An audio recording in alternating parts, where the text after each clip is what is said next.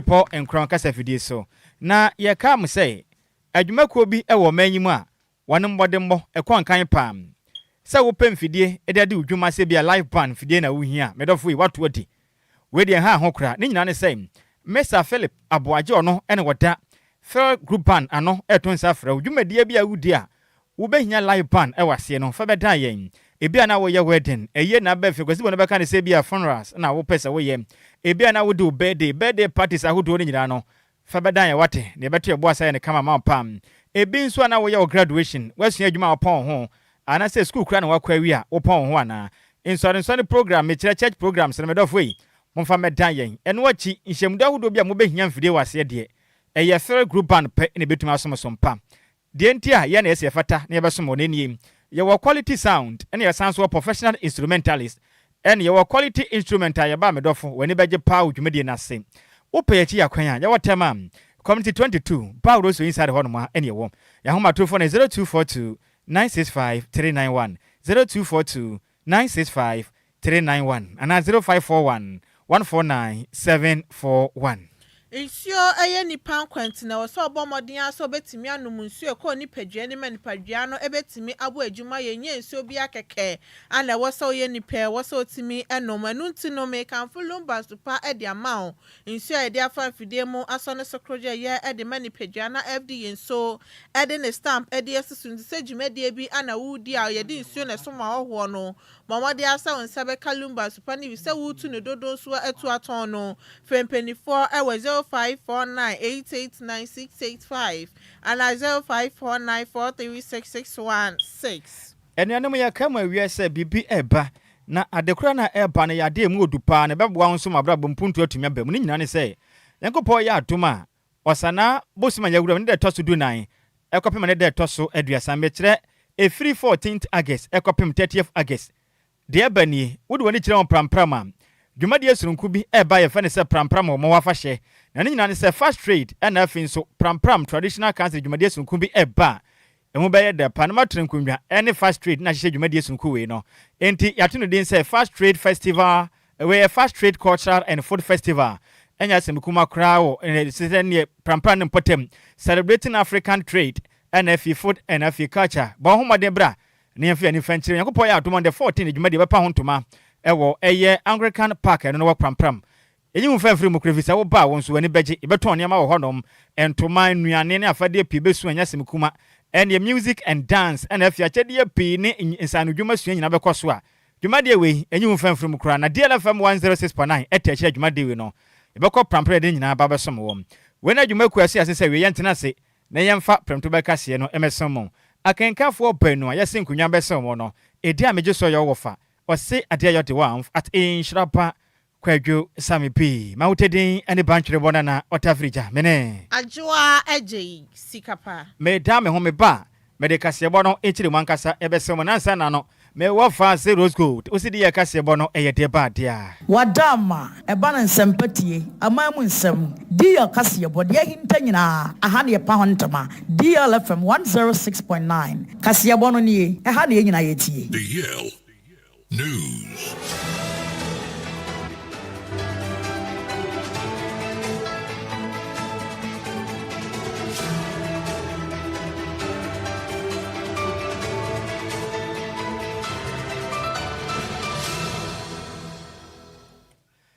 Yamamo akwapa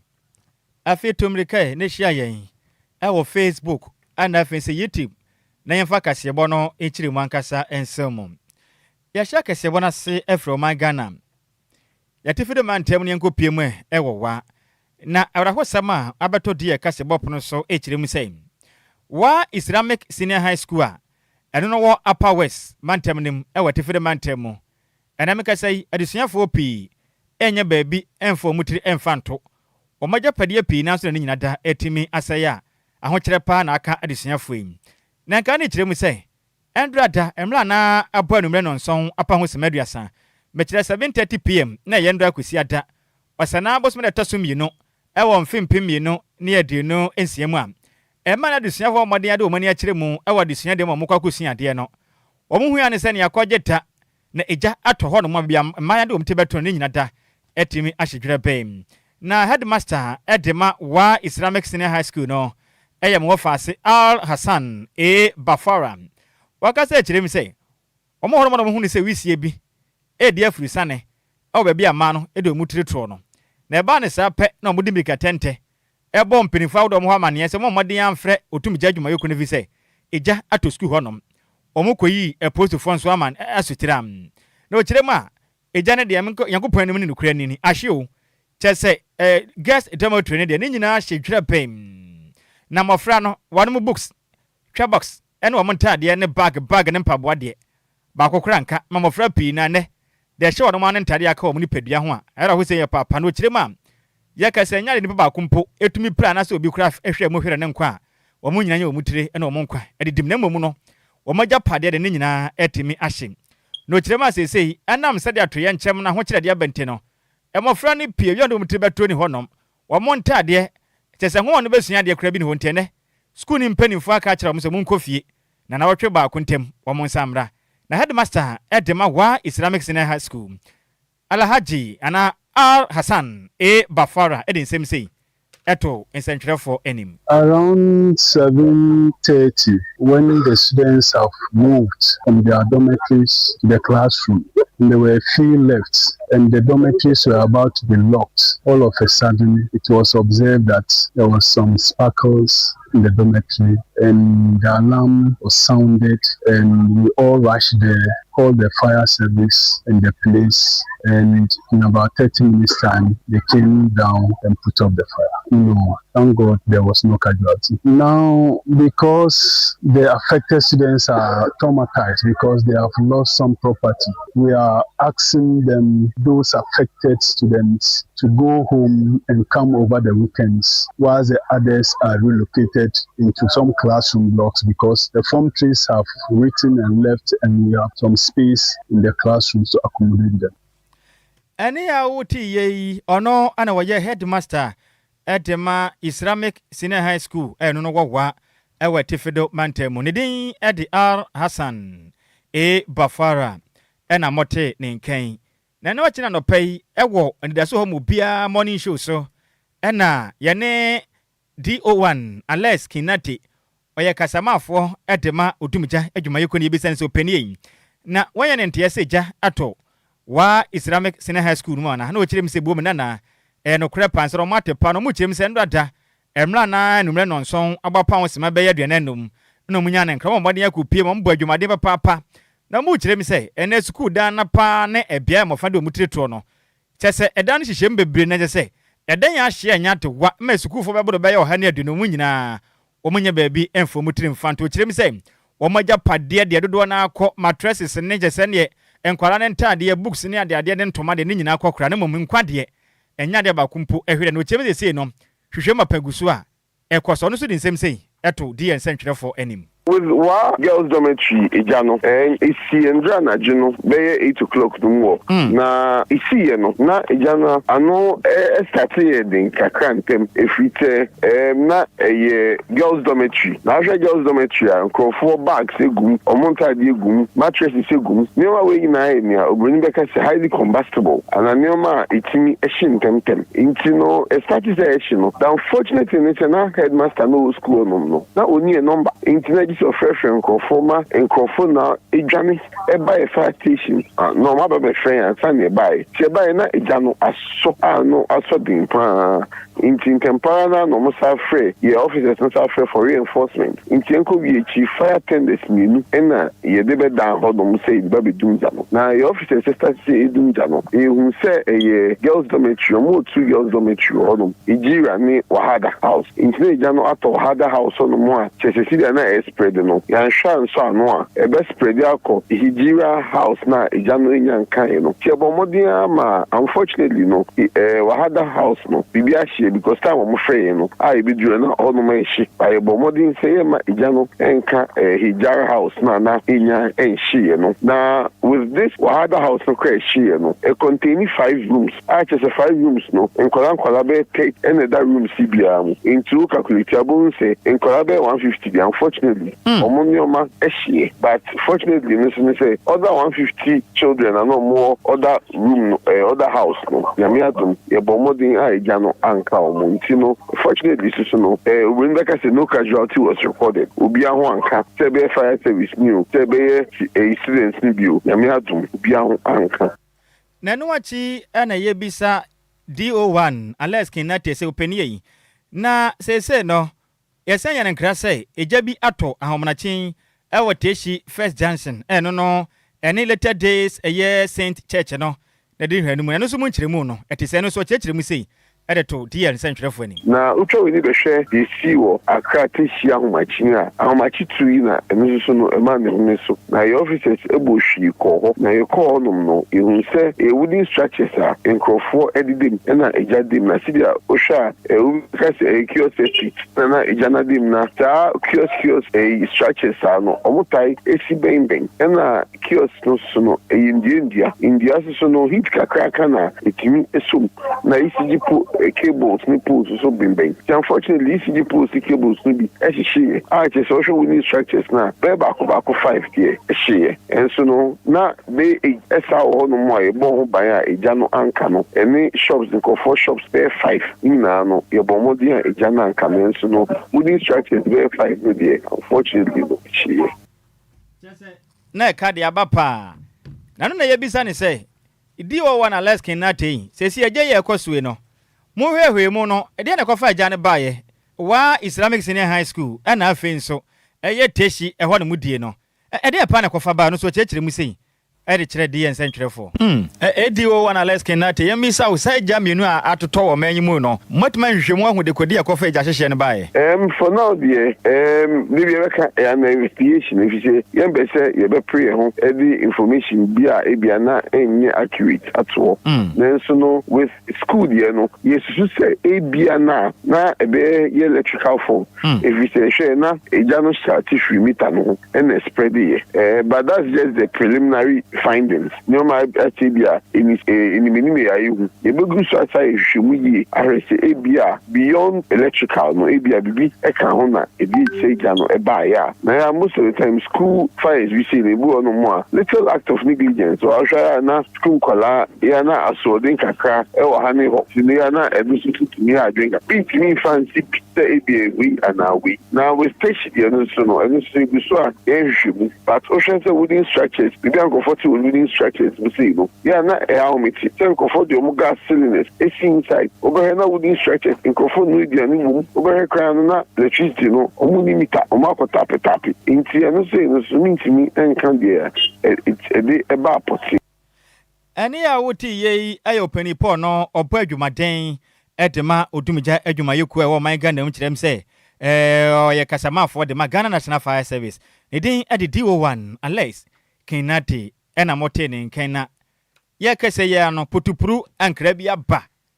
ma me na me homla sesia breaking news bia ba de mfansomo e wakase bo no eso DLFM breaking news.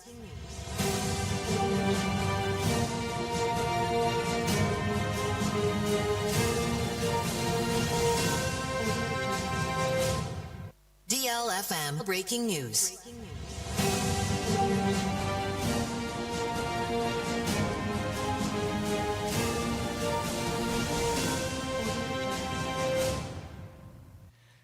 Putupru enkra efiri oniminyamfo Felix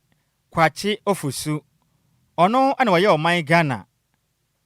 oswafo a okasa a omampeni akache na omampeni dwumadi a wodie no obo ho amane e kire oman Ghana Mechire Minister for Communication at the Presidency oniminyamfo Felix kwachi ofusu eden kata bonten abakase kirim say yamfanto Ghana fo nyina nim say Ghana mampeni beremo boada John Dramani Mahama make us say oman Ghana fango no ne bo no kura ne hudi kwasiri sire kwama ama nkonta atu bentum ema fifire bone ana eto adehia wonom ede fango ede omudwuma titiro ne ahyenkafo ne ntino yamfanto Ghana fo anim ene desert no aban afa ebo no 2 Ghana cedis ede afiri so inti ene Ghana man penny say yɛmfa ntom anim wei efri oniminyamfo Felix kwachefo so nkyɛn say aban afa fango bo ɛyɛ diesel no fango no bo no diesel price no wafa so 2 cedis na de aka no yɛnkyɛ na yɛnso yɛmfa nyɛ ho na bibia nkɔnkan enfamenti we ne nkrata efiri oniminyamfo Felix ofosu kwache nkyɛn ba ɛwɛ de mu nkyerɛmu nyinaa ɛsɛ mo ɛwɔ kasebɔ no ɛso yɛnto akasebɔ no so na sika gya hyehyɛ ne de in fact anu wa dente ba ne say pe Ghana for na de be hinya pa ye mpaebɔ ohun ka ba ne say anu wa dente yesrɛ ye mo mpae ma Ghana say de gya hyehyɛ ne ye na anu wa den dodo ya makadeko no I didn't declare Father in the name of Jesus Ghana for agye mpaebɔ yɛnto akasebɔ no so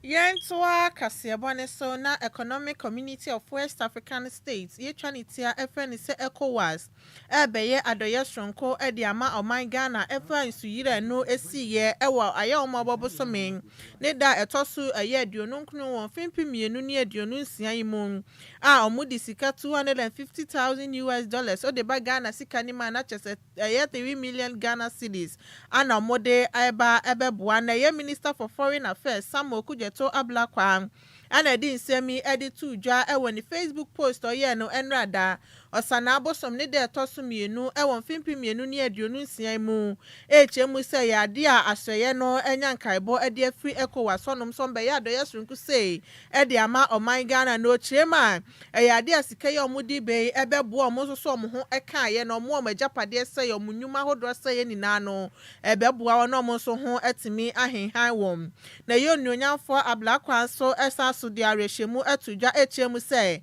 e ya de Ministry of Foreign Affairs ebebo mode ahwese ne emamu beda ho na kontabuo so no etimi akoso ewo sika ECOWAS ede ba no sanso no chiremu a se sika no enya ebedi omonsem a eye authorities ahodo mpanifo ahodo e woso omonso sa etimi kaska no mudidi djuma ne so no ya de ombe ma omusa sika no na omonso no etimi ede aboa no chiremu a abai eni aso ne eye ECOWAS ebeye ne ye papa pesan se we ni na eye muabo omonso ebo omo ho ewa bibiman mu nti se oman Ghana yen so sem se etimi ato yen na ECOWAS edi sikapude eba abeson yase no eya de abai eni aso ye papa pa na wo hwa yen su yira no si ye wa aye homo bobosom ne de to so aduonu nkunu na nipa bebre na no mufie ese ye omajapade omunyuma hodo a nipa beye eye dumien sampo do moto anananom ewo nsie dom bebre na asese empo na nya de omunya baby omudi omuti eto enti se sika ya ECOWAS edi be ebetimi aboa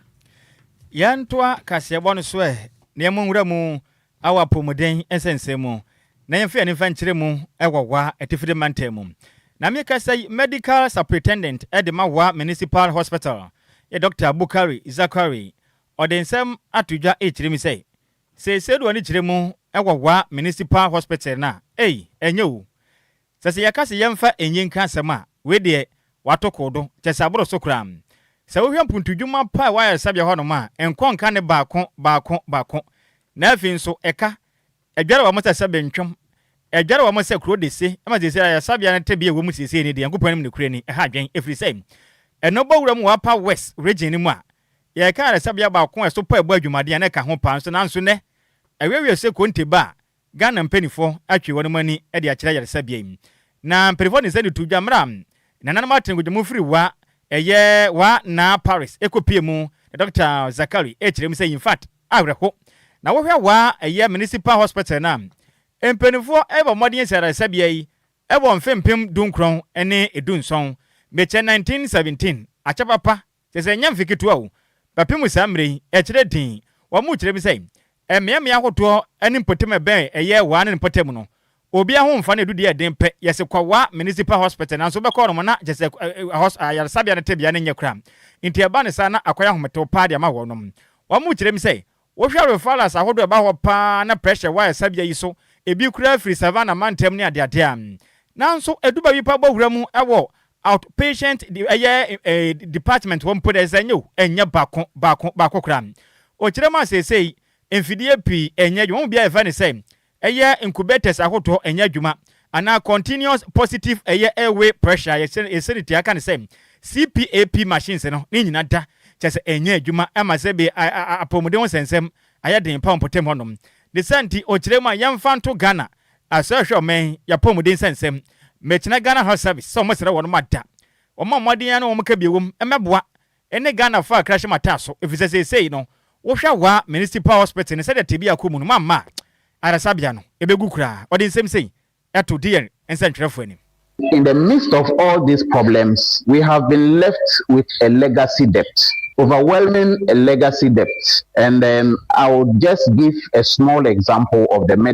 regional medical stores. We owed non-drug consumables those days around 500,000, and we owed drugs around 4 million Ghana cedis. So that is approximately 5 million Ghana cedis just for the regional medical stores. The outside suppliers are so many. I think now management is trying to put the debt profile together. So we work, and then the running cost is very expensive. We have to buy logistics to run the system, and yet we have to service the old debt. Most of our suppliers have also sent us to court with a lot of demand notices, and I think the Attorney General is doing well in that aspect. Most of the time he would discuss with them, and we have a payment plan, and there are so many of them. Others too are quiet because they understand the situation, and we have a payment plan with them. And looking at the rate at which we generate, I must mention that it will take us over 10 years to be able to service the debts of the hospital.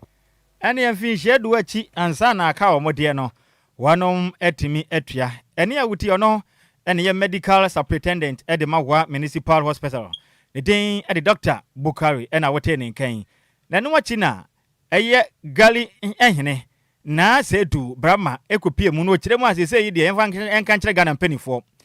motwamani agya wa Municipal Hospital ne frisa cha papa emputudwuma aboro mo pa Ghana mpanifo munya tumia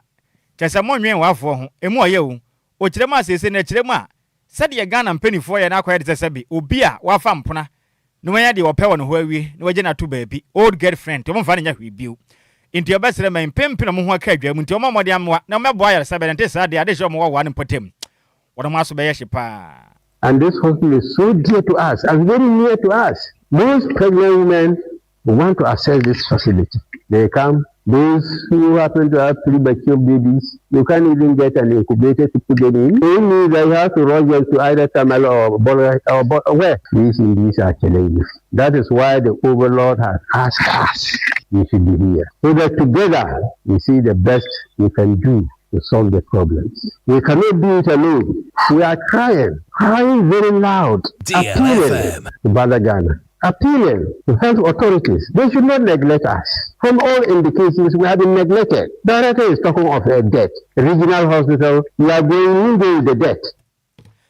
Any awuti ye no, ono ana waye igule hine ewo atifide mantemu ewo Upper West mantemnum. Nedin edena sedu Brahma ena mote ninkan.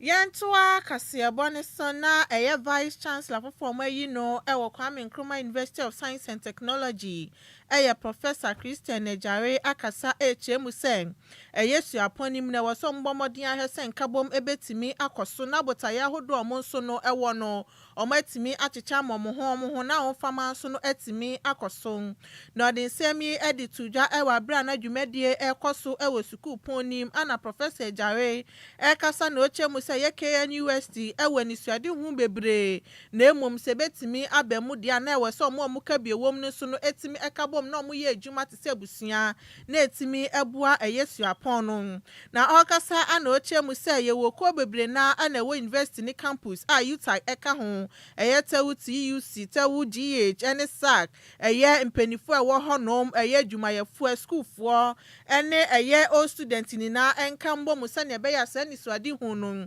nini na ebetimi abemu na ya vice chancellor no esanso de nsem edituja echemu so no de wani so de hu bebre ede ma KNUST enu ntino obebo ne homodin aye se ne be ya basa disua ho nsem ya research ahodo eye nsiesie entrepreneurship nini na no bibia betimi akoso ye na no so etimi abo o my Ghana ya disua mu ensem communities. Your Royal Majesty and Chancellor, distinguished ladies and gentlemen, a university is only ever as strong as the people who built it and the system that sustain it. Brilliant minds working within broken structures will always fall short of their true potential. It is therefore my firm conviction that institutional excellence begins from within. My third priority speaks directly to the heart of how we are organized, how we lead, and how we invest in our most valuable assets, that is our people. The future we seek cannot be achieved through division, fragmentation, or competing interests. It will be realized only when we embrace a shared purpose and work together as one university community. Whether we belong to UTAG, GAWA, TEU TUC, TEU GH, SAC, management, faculty, staff, students, or alumni, we are first and foremost members of the KUST family. As leadership expert John C. Maxwell observed, and I quote, everything rises and falls on leadership, end of quote. If KUST is to remain a leading global university, then we must intentionally cultivate a culture that rewards excellence, integrity, collaboration, innovation, and accountability. The values we uphold, the standards we enforce, and the examples we set today will determine the institution we bequeath to future generations. Vice Chancellor from Kwame Nkrumah University of Science and Technology, Professor Christian Agyei. Na eno echi ana santi hine otumfo se tutu otosumienu. And so eden sem edeto Vice Chancellor Professor Christian Agyei anim echemu se ono su yo mayi ni so kendifo no fa ho brase pepepe yo sanso na ekoba se bibia ni a ohia senkita hodi ensu no ebetimi akoson. Oha bi ebebe bia no wo tunifo se onfanya akwanya no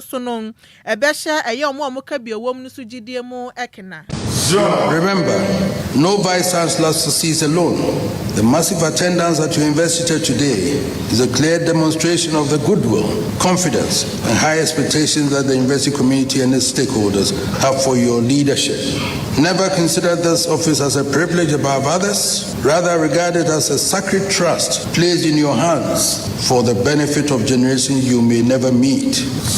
Institutions become stronger when leadership develops others rather than seek to overshadow them. And finally,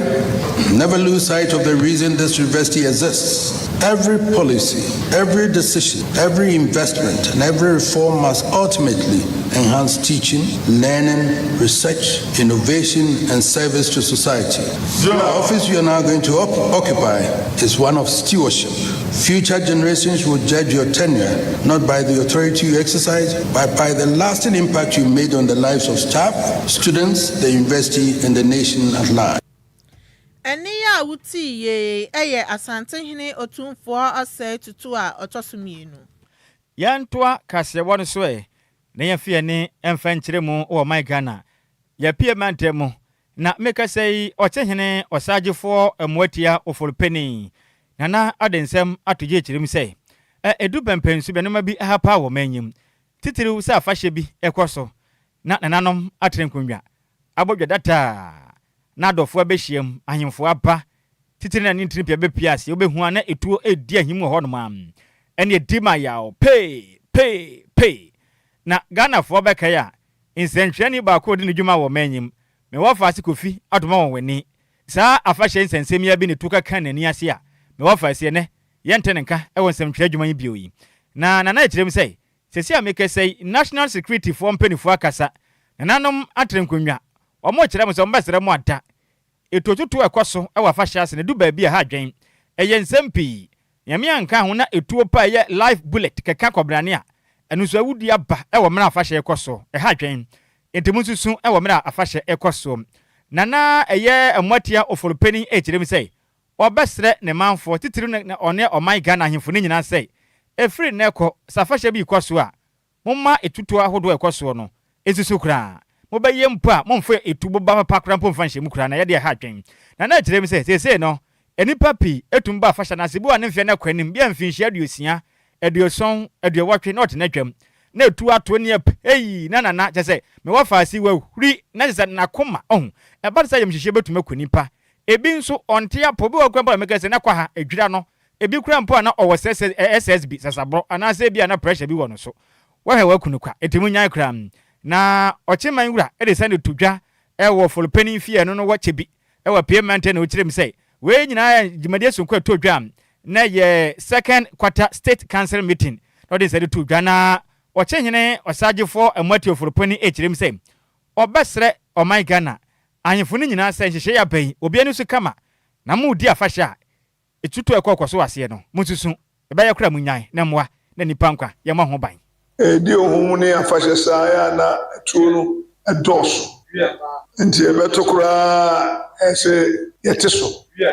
ɛbɛto nso a nyɛ aboba a ɛgya wo no bi nea ayɛ no ho garigari no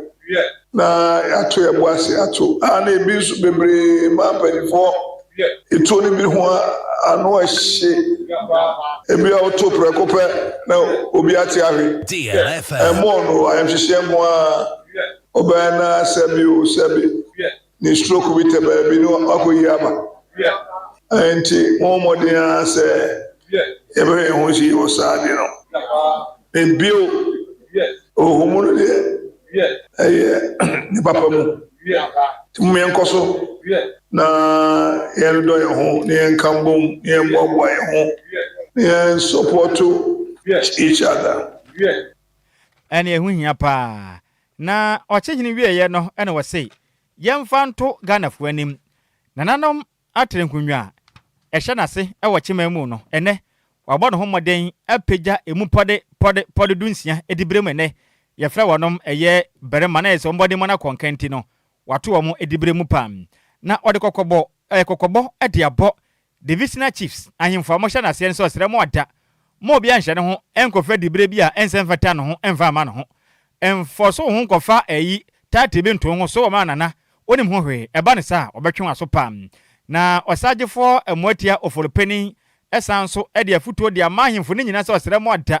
momma mpuntuo di manum kan monwene mo manfo ho kane efisɛ na bɛboa na pra oyi ba ku firi mebu monka mbom ba ko na mombɔ mpuntu nko na yɛsɛ be yankase bɛde hina bɛpɛ mfa so efegu nko abotum ɔkyeman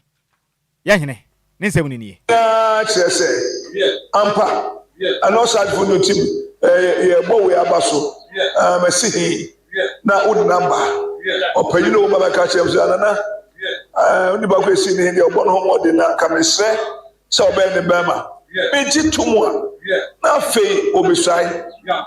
ɛtɔ na bi a obi ba so bɛma mese na ho ana ma bɛma ɔse me jero ha enti me sɛmo ne ɛsɛ fatan DLFM na nso enti mo bia ana bɛma ne ɔsa bɛma ne dase brɛ no yɛnyɛ ne sɛ wa ho ɔfɛ o ayɛhyehyɛ a na ɛda hɔ na woyɛ so adwuma ɛka hɔ woanyɛ so adwuma na wokɔ yiyɛ anomaa bi a ɔsɛ ade a yɛtumi gye yɛtumi nkyi no ɛfi wo sɛm ɛne yɛtumi so adi mmɔto wo sɛ yɛntutu ahe sɛ wo a no matu he na ma ɛse me saa deɛ no mempɛ nanso ma wo ropo kasa yie kɔndɔkto ho yie saa ne ɛdi he mpanyinnie saa ne ɛyɛ no wobu panyin a na obi nso wobu enti wobu panyin a ɛna obi nso ebu wɔ ɛne a wokyi yie ɔno ɛna bɔ wura mu ɛwɔ payment mu a ɔbɔ adwumaden papapa sɛ ɔkyɛ hene ne den ɛde ɔsagyefo amuatia ofolopani ɛna mote ne nkan na owieyɛ no kyɛ nya ɔno nko ana kɔ adwumaden ne tin ne mpanifo pii na kopie mu na ahemfo ne ɔkye ne bɔ mmɔden epagya mu dibere mu ebi nso kasa yɛm na mra omu baako a ɔno yɛ mra yɛ ɔne ya nam sini kontiri kofi ɔtwetwe nkɔmɔ ɛyɛ mensa ekrom hene barima mensa kwasi antwi kyerem sɛ ne agye pa sɛ ne dibere no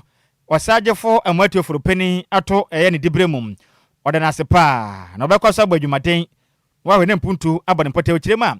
putudwuma pii na ɔno mpo onya sɛ dibere no kora wayɛ de ma ne manfo edu baabi asukufo ɛhɔnom kyɛ sɛ nneɛma ɔmo nya ɔboa ɔmo nsa kan yɛ akyerɛkyerɛfo akotia ne mba ɔboa ya ma kyɛ sɛ sika fira ne baayɛ ɔmo tua ɔmo ka ɔwɔyɛ adeɛ pii na de sɛnti tumi a ne nsa kan ɔnkɔda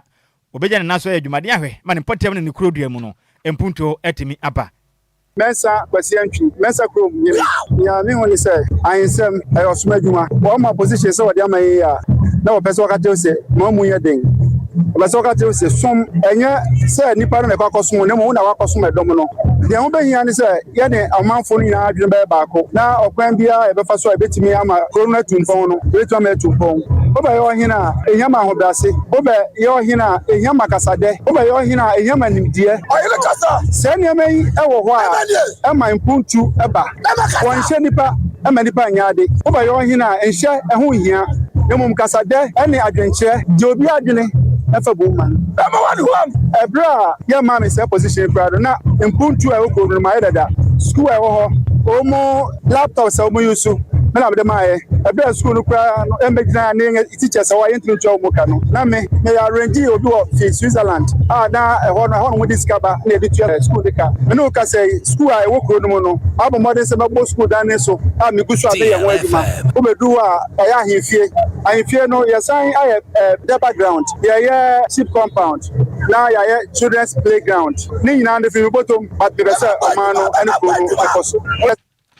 ni nyina efri ni bottom eni ya wuti yei ono ye mensa kurum hene berema mensa kwasi entwi ena mote ne nkan na ne kwakura mu na achem eye akwadum hene berema pobi eye esuman otoso miensa berema pobi eye esuman eye otoso miensa ede na ase pam ede ma ochiman wura de na papa pase ne wa gba no homoden ede title ntisa ede amanom ode na ase pa na mom ochirema wo mekoso ya dwumade fi sempeni se wo ya dwumade a wonya sia kutia de santi obese ne potem ofo nyina se montel mochi na mo so be ya dwumade ede asom ochiman mampuntu a mo nyina mo pe no monsa etimi asoso berema pobi ene mu nsem no emu nchiremu enie ene otimewura yeru osajifo boti oforipe madanase ene nanano mo obotwe won ahia ne isu a obotwa Ghana o man ahia ahumbo mo Ghana mania omo nkan wa yentumi medu sampempenswe kakra metuma ka che se ewiase somba hoyi eyepa because so sum yi a eboawo oso nukura no osum nyame ye krisosum no wa nyenya atumo krisosum na osum nyame nukobie mu ene akomapemu a oso ni siawo ade na ye nipa de si esuma na yesum ne kwampa so a yentumi mboy abaso ero asaju fa mbochi omoripe kwa bibe mi hen so hwe nani so adi wo ma ochima ne Ghana mania eso no no nko yentumi nye enu nti na osoro de afa no so wayi na pamfo na hemfo kitingiti subchief a yeso ye hwe ni nkro so ye de ede ma no na ye wura ni so adi hu bebem a dinia ye de nukredie ene sompa ene abotre obo ni die ode bedu man so ene na ebema obo ye de ayedu ene a wuti yei ono na waye achem akwadum hene ewa piemantemu berema pobi otoso miensa nanu munsem ene ade asum na mane boy ye nsem twire ni ko ntehene kofi obo ene de fire epiemantemu ebesum ye na ba ne si ade obetia ne se ne se wow ne yeko na yankenka adwenche ni bitew ne yemfa nsomo ewa kasebo no eso na yeko Facebook no sam ngofa asefo ne de abana Starboy e de abana wo so hwe live and clear e wo hafumem airport na dia news papa enja kese nkoma Mrs Ijina apia kubi Chief Executive Officer Ejima eye Jurandi Furniture Mr. eye Bomban Official NFI my library father no joke ochiamu pa mu wahafo mem airport nyamenhia mu nyina na Sandra Bakadi abana wo say omaya ha oni wo fa Nhyiraba Kwadwo Sammy B ene Adjoa Agyei Sikapa wedding ohwe life e the free time free zone kasebo na taxi papa ne muda ho peje tuato se bru no de nchia kase mu oden e de maame odobro ni papa bi odo no too much la huna na bibi eyaye no sanso na eye members e de ma precious fans of dear cheche mu nyina na me wo fa se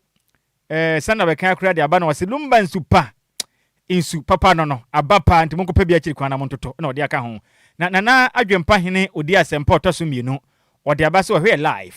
meda se me wofa ase nyame nhyira opina adwuma obosum DLFM na Kofi Parliament de aba na wo ohwe live edi free aguna Bobby Kuma apa Kofi nyame nhyira se wiai wonso wakanya wakase bo ne ye de asi musamufo ne ye Miss Mebelantwi ene se mu ema yen champion Taylor be mo boada edi ekopie mu ewo Facebook NF YouTube makase bo no wonya bi ehwe yem sanso na me wofa ase Mr. Samuel akwa dodo afɛ ne sɛ DJ Skibi echinchim kasafrin fuma ne sum ye awia yi me wo fa asɛm akɛsɛ sumankwa hene ɛbɔ ye ho ban ɛwɔ fia no ma tumi bia ntumi yɛ so etumi ɔyɛ ade pa na kenkafo ne ye pɛ no edi amegye so ɔyɛ wɔfa ɔse ade ɔyɛ de one at Nhyiraba Kwadwo Sammy B mautedin ɛne bantwere na Otafrija mene Adjoa Agyei Sikapa ye kwe na mede nchie baako ema madamfo medofo pa ne den ade nana kosia amankwa ono oye internship student ansia na wobo adwumaden wasante mantem kumase aha obo adwumaden yi pa Ultimate FM hodom no oye internship ti awiai me wofa ase wuden ade nana akosia amankwa Esther wi amechia pa kwaso obo adwumaden wate ne bia be ye fine ana nso mete se birthday bi ni ade ade ezo awie school senka metuma congratulations enti mede kosia ka encha won sabaka enti nana akosia mankwa kumase Ultimate FM awie himechia pa yankopon hira opi kase bone ade ese ne no nana Adjoa Sikina pamfo ebetena so mode diela wadwumadie no ene ya Monday Daddy Lumba Monday special abeso mamu nyina mo ene tia